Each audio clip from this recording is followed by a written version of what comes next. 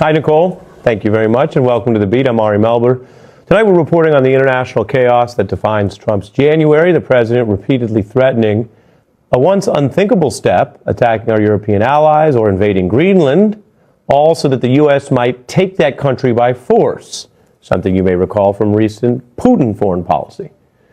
Now, after major pushback, which includes U.S. lawmakers condemning Trump's war talk, European leaders fighting fire with fire, they've talked about an economic bazooka to go back and hurt the U.S. for Trump's sort of economic war of choice.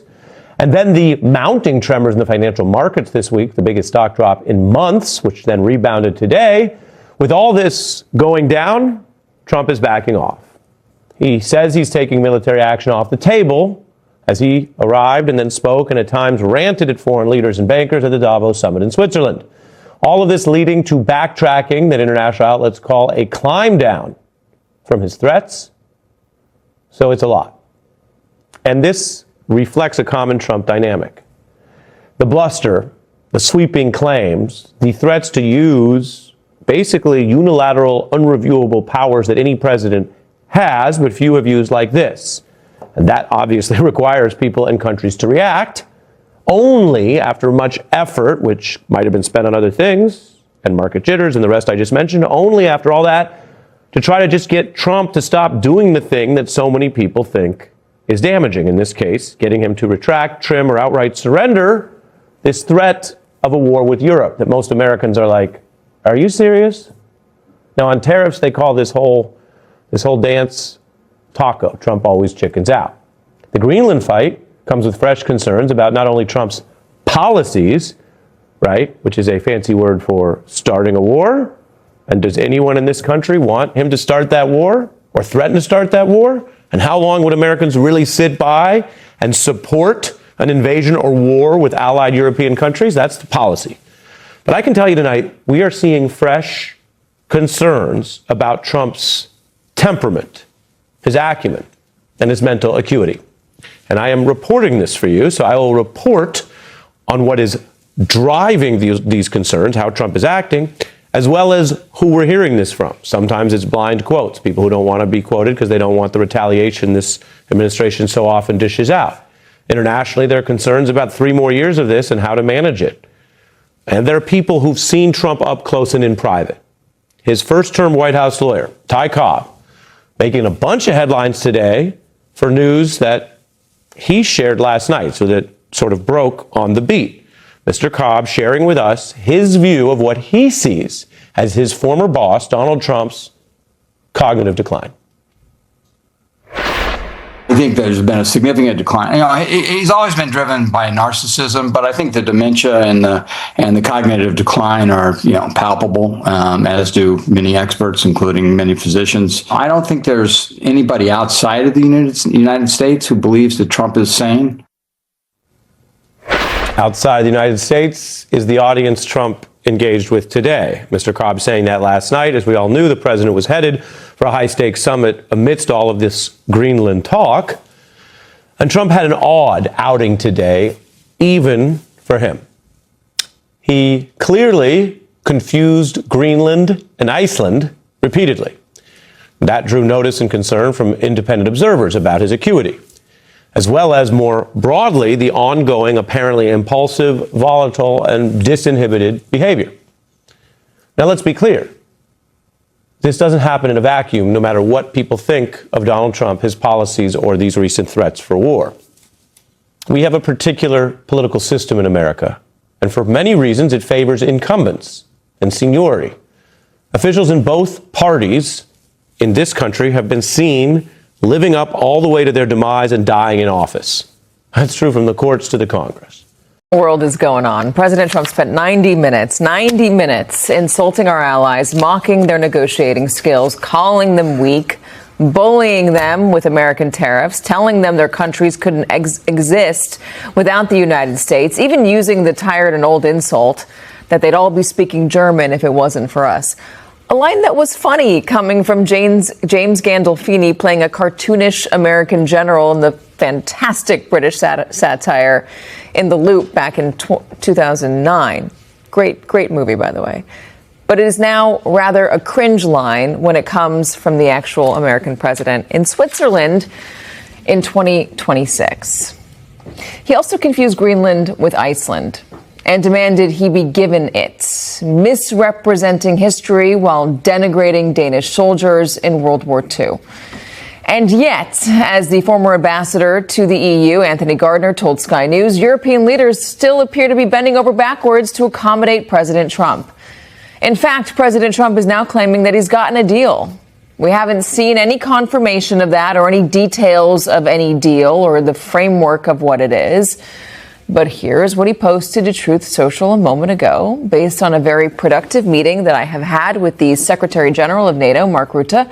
We have formed the framework of a future deal with respect to Greenland and, in fact, the entire Arctic region.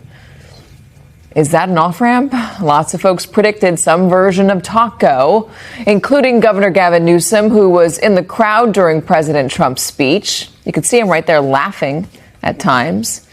Afterward, he told another outlet the speech was remarkably boring and remarkably insignificant, that Trump was never going to invade Greenland. It was never real. So what's in this supposed deal the president just announced? And does it restore any trust or any dignity? Joining us, staff writer for The Atlantic and co-host of Morning Joe, Jonathan Lemire. Staff writer for The Atlantic and MS Now political analyst, Ashley Parker. Contributing writer for Politico magazine and columnist for Foreign Policy magazine, Michael Hirsch. And Politico White House and Foreign Affairs correspondent, Eli Stokels. All right, John, you watched this. You've been writing about it today. Is it a surprise to you that the president is coming back home to America with something that he can claim as victory? It's a bit of a surprise how quickly it happened. I mean, we know, first of all, President Trump talks a lot tougher on Truth Social than he does in a room, particularly a small gathering with other world leaders. The NATO Secretary General has made a point of really over-the-top flattery of Trump in the last year or so. He's navigated him reasonably well on certain issues. So that appears to be the linchpin, that whatever this was just discussed, and we should be clear, we don't know much. And Trump didn't offer much in the way of details. The very vague phrasing of the framework of a future deal. Who knows what that is? We hope to learn more in the coming hours, but it's enough for Trump to at least back down slightly during his very meandering speech earlier today, though he did say he wouldn't use force to take Greenland. He said it a couple different times.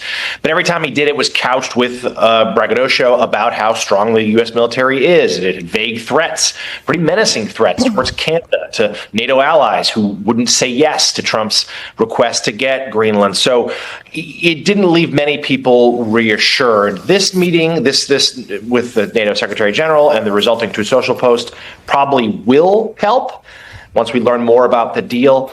But to your other question, periods of uncertainty often emerge when firm positions are expressed publicly, drawing widespread attention and encouraging speculation about possible outcomes. In these moments, language and tone play a critical role in shaping perception. Strong or definitive statements can heighten tension, while signals of restraint tend to calm expectations. When restraint is emphasized, it reassures observers that dialogue remains possible and that outcomes will be pursued through discussion rather than confrontation. As tension eases, attention typically shifts toward negotiation. Negotiation introduces structure into uncertainty by replacing open-ended pressure with defined processes.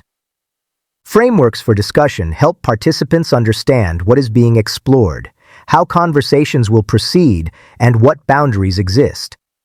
Even without immediate agreement, the existence of a framework alone can reduce anxiety by making the situation more predictable and manageable. The decision to pause or step back from pressure-based measures often serves as an important confidence-building signal. It suggests that long-term stability is being prioritized over short-term leverage. This shift can influence how institutions, organizations, and the public respond, encouraging patience and reducing the likelihood of reactive behavior. Stability, once restored at this level, allows more thoughtful consideration of options rather than rushed conclusions. Trust develops gradually throughout this process. it is strengthened when communication remains consistent and when actions align with stated intentions. Trust does not require uniform agreement, but it does depend on mutual recognition of differing perspectives. Acknowledging these differences openly helps prevent defensiveness and supports respectful engagement, even when positions remain far apart. Respect for autonomy and decision-making authority is another essential component. Negotiations are more sustainable when all participants feel their agency is intact and their perspectives are valued. When discussions are perceived as voluntary rather than coerced, legitimacy increases and cooperation becomes more likely. This legitimacy is further reinforced when dialogue is supported by neutral facilitation or clearly defined roles that keep conversations focused and orderly. Progress in complex situations is rarely immediate. Early stages tend to focus on risk reduction and reassurance, while later stages address substance and long-term arrangements. Incremental movement allows confidence to build step by step, reducing the likelihood of backlash or breakdown. Clear, measured communication during each phase helps manage expectations and prevents speculation from overshadowing substance. Narratives surrounding these situations often evolve over time. What begins as confrontation may gradually transform into cooperation as language softens and process takes precedence. This narrative shift reflects deliberate choices in messaging and behavior, emphasizing continuity, dialogue, and shared responsibility rather than conflict. Ultimately, durable outcomes depend on sustained engagement rather than dramatic moments. Restraint creates opportunity, negotiation provides direction, and trust enables progress. While uncertainty may not disappear quickly, thoughtful communication, patience, and respect allow disagreements to be managed constructively and solutions to emerge over time.